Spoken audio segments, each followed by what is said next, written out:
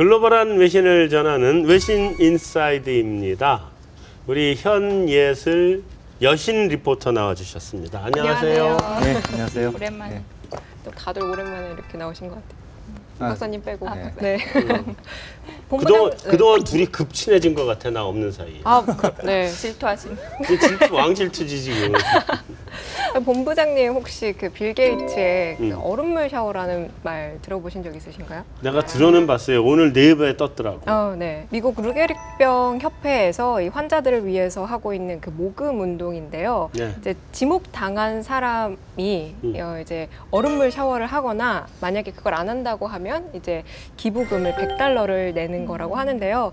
요즘 추세에는 사실 그 얼음물 샤워도 하고 또 $100 기부도 한다고 합니다.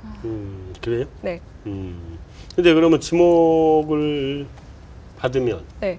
그러니까 내가 하고 나면 나도 지목을 해야 되나? 네, 3명을 지목을 하게 세 명을 되죠. 지목을 하고. 네네. 얘네 꼭 우리 그지 무슨 신앙의 편지 뭐 이런 거 같은 맞다. 행운의 편지 이런 거 행운의 같은 편지, 기분이다. 예. 네.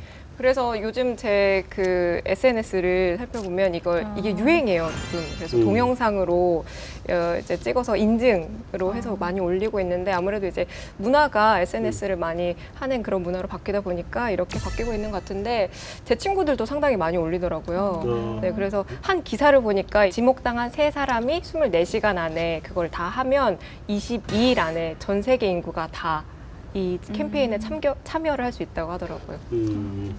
나는 지목 좀 안 해줘? 좀 유명한 사람들이 많이. 아니, 먼저 지목을 당해야 될 거 아니야. 저는 가능성이 없어서 본부장님이 먼저 당하시면. 여기 있는 분들 누구 좀 나 좀 지목해 줄 사람 있으면 지목 좀 해줘 보세요. 그러니까 제가 지목을 당하면은 네, 그렇게 당해야. 해드릴게요. 그러니까 우리 아무도 지목이 안 된다는 얘기 아니에요? 제가 지목을 못 받고 당할 있어요. 확률은 확률적으로 없습니다. 만약에 되시면 출연료를 기부금으로. 출연료 기부금을 낼 용이 있습니다. 진짜요? 예, 뭐 그 가능성 자체가 없으니까요. 아이스버켓은 내가 부어줄게. 얼음 싫습니다. 어떻게? 싫습니다. 던지실 것 같아요. 내가 부어줄게. 싫어요. 그런 거 잘해.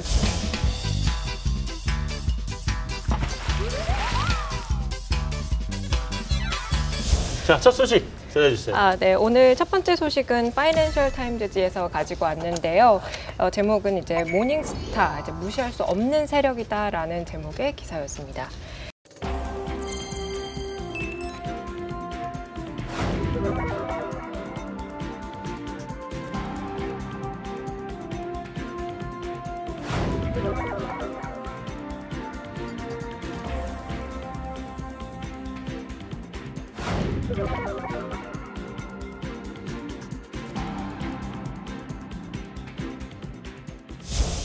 빌 그로스가 시카고에서 열린 그 모닝스타 투자 컨퍼런스 현장에서 이 모닝스타 CEO인 에릭 제콥슨을 이렇게 지목을 했는데요.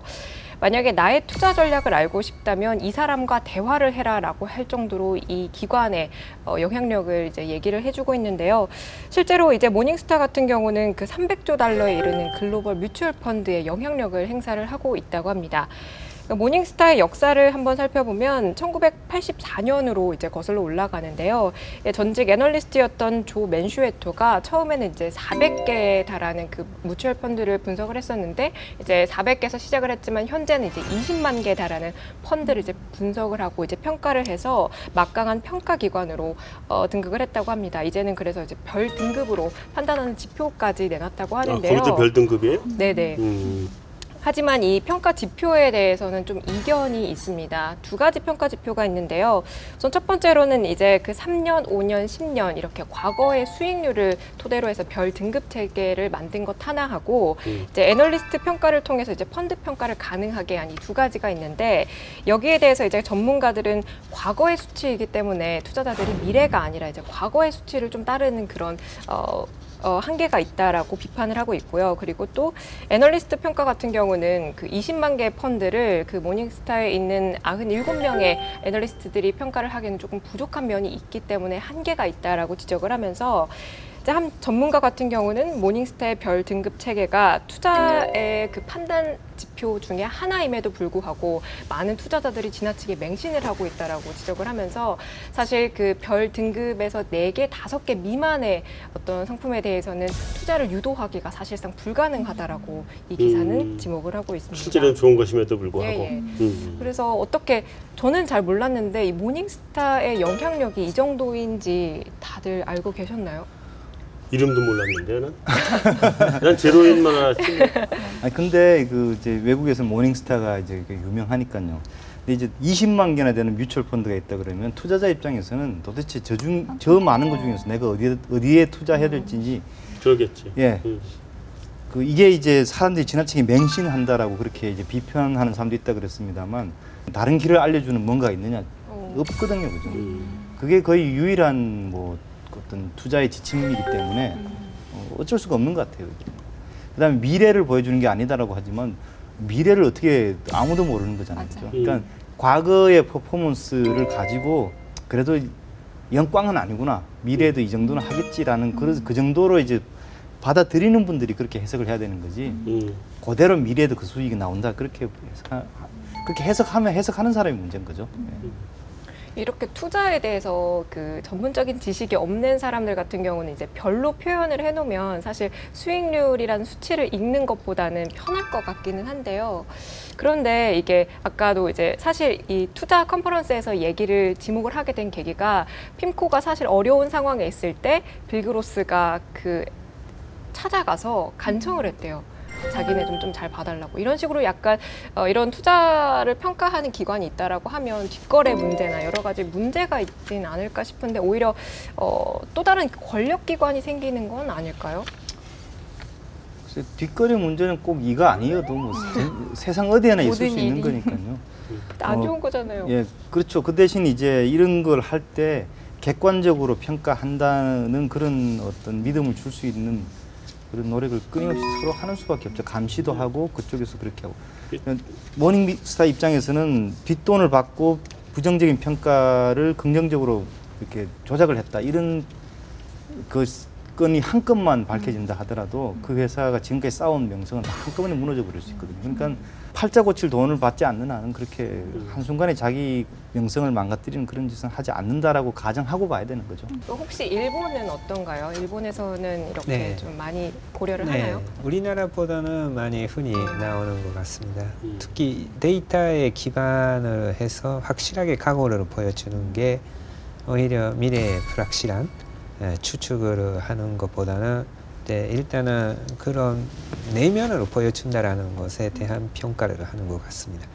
근데 다만 앞에서도 이야기 됐습니다만은 과거의 실적이 앞으로의 실적하고 괴리가 있기 때문에 그 부분은 결국은 투자가가 판단을 해야 되는 거고 뭐 별 5개짜리, 4개짜리만 했다고 해서 이제 앞으로 계속 잘 되리라고 보장이 없기 때문에 나름대로 투자가들도 자기 자금 상황 계획에 맞게 해야 되겠죠. 그 이현지 팀장의 얘기가 그거 아니에요. 자기가 투자를 해도 자기들은 일종의 투자 철학을 가지고 이런 거를 골라서 이런 식으로 투자를 한다라고 하는 그런 스토리가 있는 거를 찾아가는 게 과거 실적 또는 별점 이거보다는 이게 훨씬 성공률이 더 높을 것 같아요. 내가 이걸 보고 하는 거. 네, 두 번째 소식은 CNBC에서 가지고 왔는데요. 제목은 이제 브렉시트에 대비하는 미국 은행들에 관한 내용의 기사였습니다.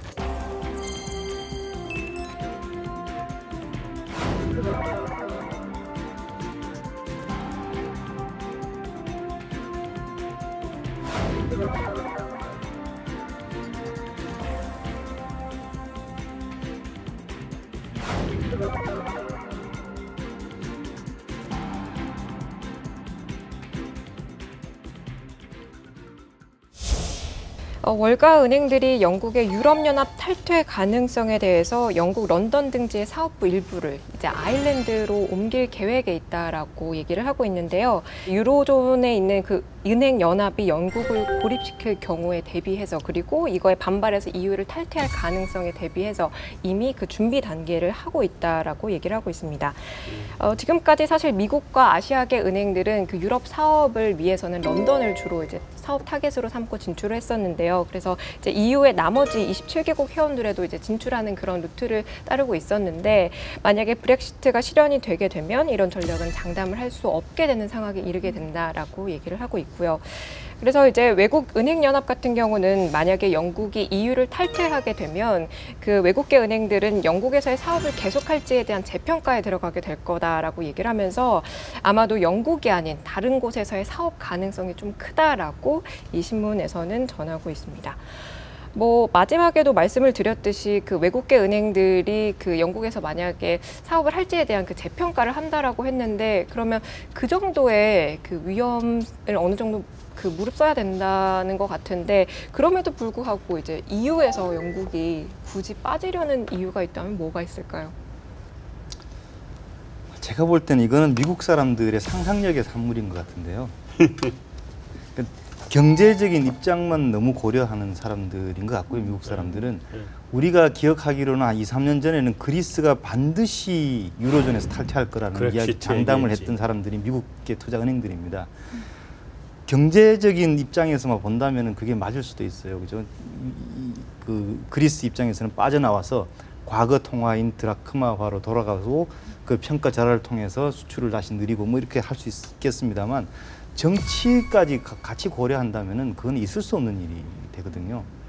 그러니까 아마도 영국도 이 사람들이 EU를 어떤 식으로 왜 유럽연합이라는 거를 만들어 왔는지 2차 대전 이후에 그 피비린내라는 전쟁을 다시 겪지 않으려면 서로 얽어야 된다는 그런 정치적인 동기에서 시작된 이유라는 거를 생각해 본다면은 경제적인 이유 때문에 이렇게 쉽게 탈퇴한다라고 믿는 거는 너무 좀 경솔한 생각이 아닌가 하는 좀 생각이 듭니다. 예. 저도 쉽게 빠져나가기는 어렵습니다만은 유럽의 통합이 두 가지 흐름이 있는 것 같습니다.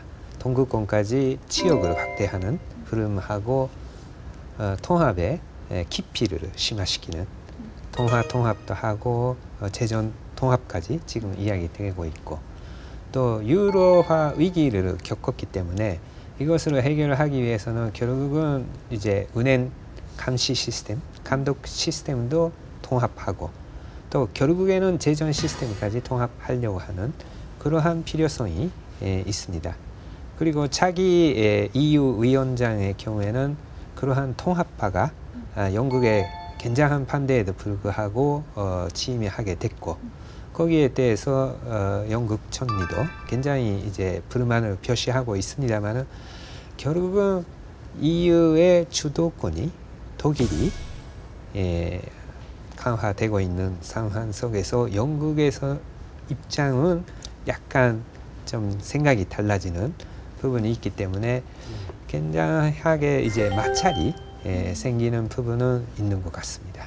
사실 뭐 우리 입장으로 바꿔서 생각하면은 지금 사이가 좀 좋아졌다고 일본하고 통합한다는 그런 거랑 비슷한 거잖아요, 사실. 그러니까 불과 이제 100년도 안 된 그 과거에 그때 전쟁에 참가했던 사람이 아직 살아있는 상황에서 서로 막 미사일을 쏘고 포탄을 쏘던 사람인데 특히 독일한테 당했는데 지금은 그때는 탱크를 앞세웠지만 지금은 돈을 앞세워가지고 경제력을 앞세워서 다시 오는 게 아니냐 하는 그런 불안감도 아마 있을 것 같습니다. 또 유럽 사람들이 가만히 보면 서로 좀 왔다 갔다 하면서 같은 옆집 사람처럼 왔다 갔다 하고 살잖아요, 사실. 예. 그러니까 그런 면에서 보면 그 영국이 유럽에서 떨어져 나갈 가능성은 사실은 별로 없다라고 봐야 되고 대신에 그럼에도 불구하고 또 영국이 그럼 유럽의 일부로 들어와서 유럽으로 같이 살 거냐는 아까 얘기한 그 여러 가지 문제들 독일하고의 문제도 좀 있고 그다음에 영국이 이런 기존 유럽의 다른 쪽하고는 정서가 또 좀 다른 면이 있어요. 그러니까 그것 때문에 완전 통합도 어렵고 어떻게 좀 이렇게 불가근 불가원 정도로 같이 가지 않을까 하는 게 기본 생각이에요. 예.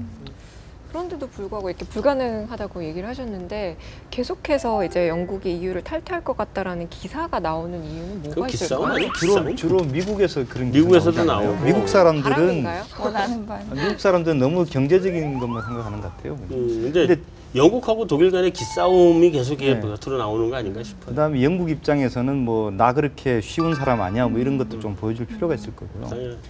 그래요. 뭐 어쨌든 이 정도면 우리 마무리할 수 있을 것 같네. 그죠?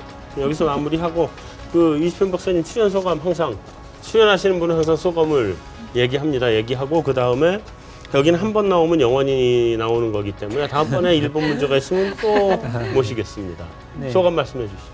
네, 뭐 여러 가지 다양하게 논의가 진행된 거 좋았던 것 같습니다.